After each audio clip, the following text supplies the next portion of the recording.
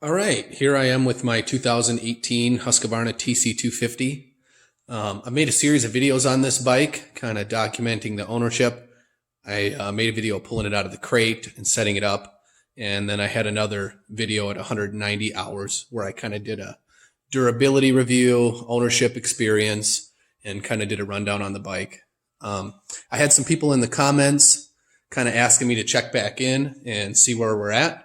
So we're at 275 hours now, and we have some serious updates on the durability aspects of this particular bike. So to understand all this, we're going to have to jump back to me 3 months ago and talk to him, and then we'll come back and talk about it. So I'll see you back here in a minute.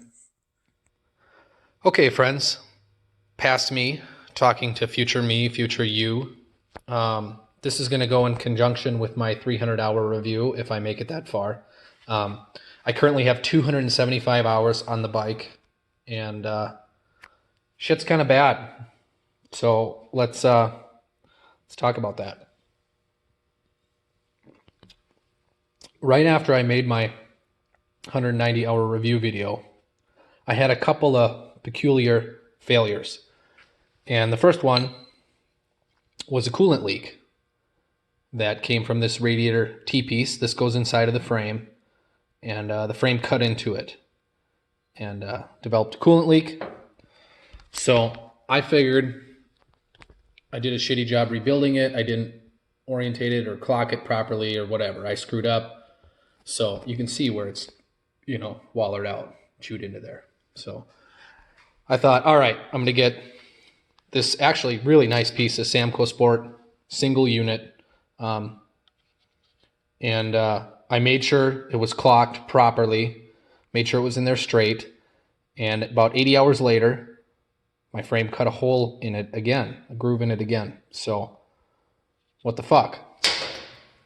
In conjunction with those failures, I also developed a fuel tank leak. Deep down in there, in that mounting hole, the rubber cushion was cutting or wearing a groove into the tank until it would leak fuel. Super lame because these fuel tanks are only available OEM. There's no aftermarket, and they're $300. So I thought it was a fluke, bought a new tank, and it happened again, like 40 hours later. I had a same fuel leak from the same spot. So what's going on here? There's some shit going on. And upon inspection, the worst fucking possible thing that could happen totally happened. It's not a myth. It's fucking true. The KTM frame cracking, breaking, it's real. And it happened to me. It happened here. Starting to crack at the headstock. You can kind of see it better from the other side.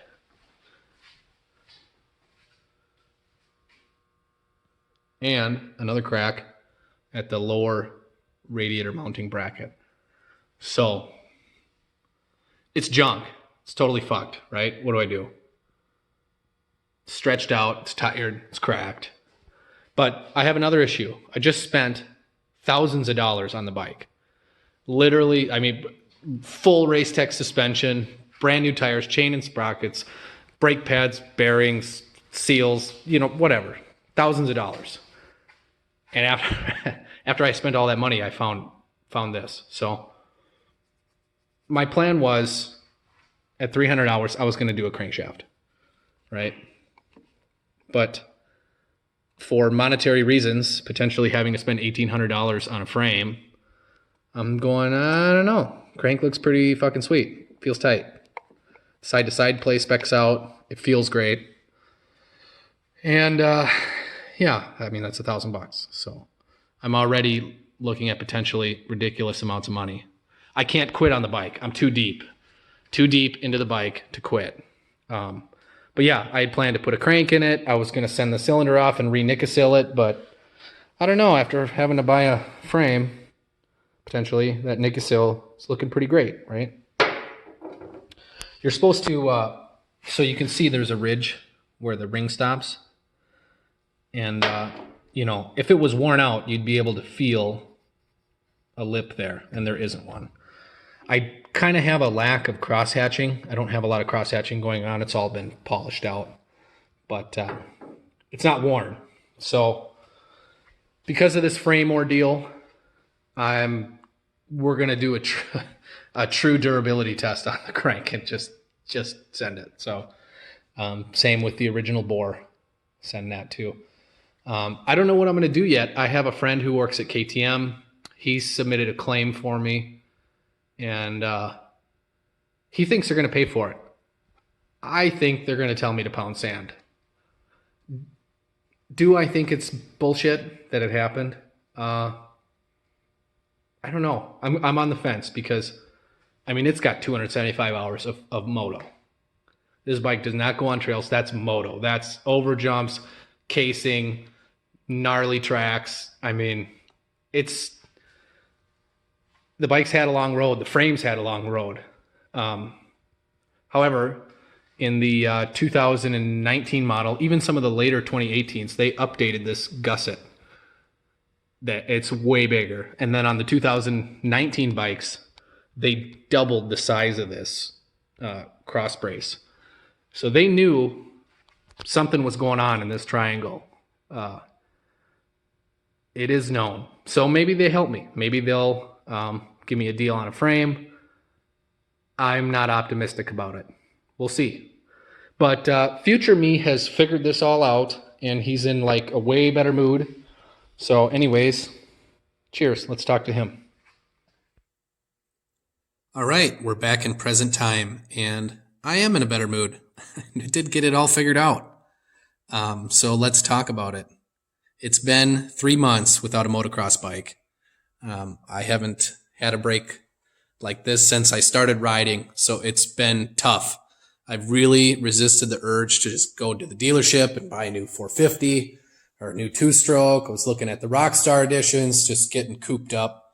But it's winter here in Minnesota, so I really only missed the indoor track, which it's not that great. It's just seat time. So I'm really thankful to have my baby back, and I'm glad I waited. I'm glad I didn't get a new bike because I pretty much do have a new bike. So let's talk about that. It all started with me going on the used market, trying to find a low-hour used frame and calling different retailers, trying to get a good deal on a new frame. And if you remember, I said I had a buddy who worked at a KTM Husqvarna dealership. He submitted a claim for me. I didn't think anything of it. Just kind of kept trying to find my own frame. And a couple weeks goes by and he calls me and says, dude, bring your bike in. Husqvarna is going to buy you a frame if you pay for the labor. Labor was $400. Frame's $1,800, so that's a no-brainer.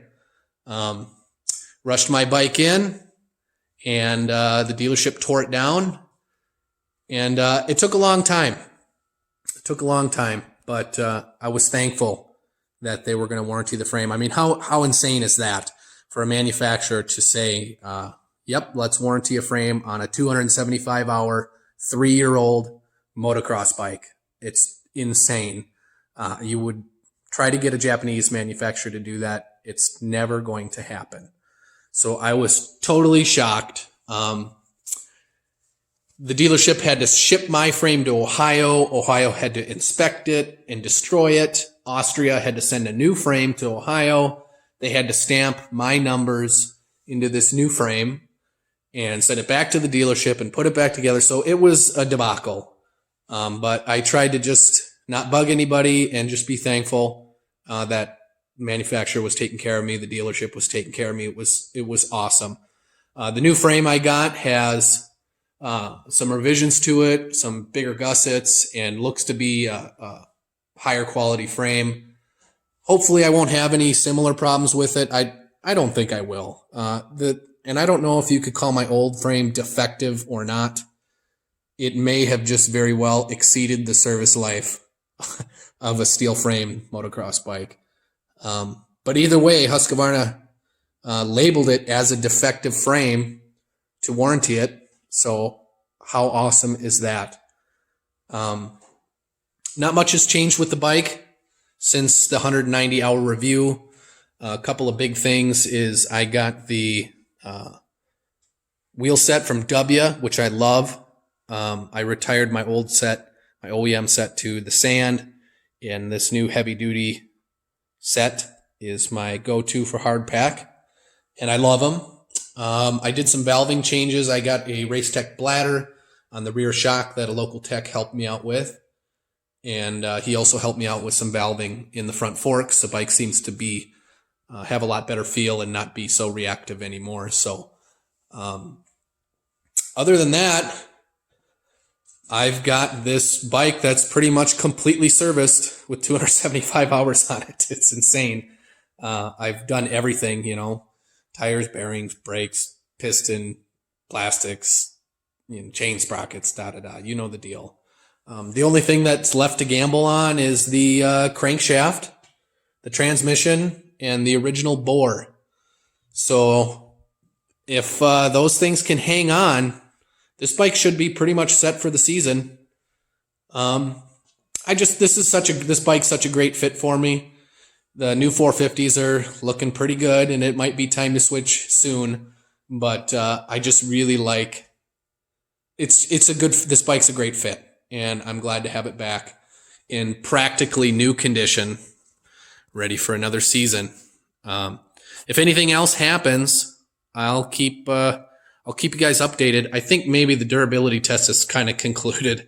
I've kind of found the breaking point of this bike from a vet rider standpoint. But anyways, I'll keep you in the loop. Hopefully this is informative. If you're in experience a similar situation, good luck. I don't know that would ever happen again. I don't know if they were trying to save face on the broken frame rumor or if they were just legitimately standing behind their product. But either way, it was amazing. I don't know that you could replicate the same experience I had. I think it helped to have some good friends in the right place. Definitely helped. And what a cool manufacturer. This is definitely going to keep me in the Husky crew in the future. This is amazing. So thanks for watching.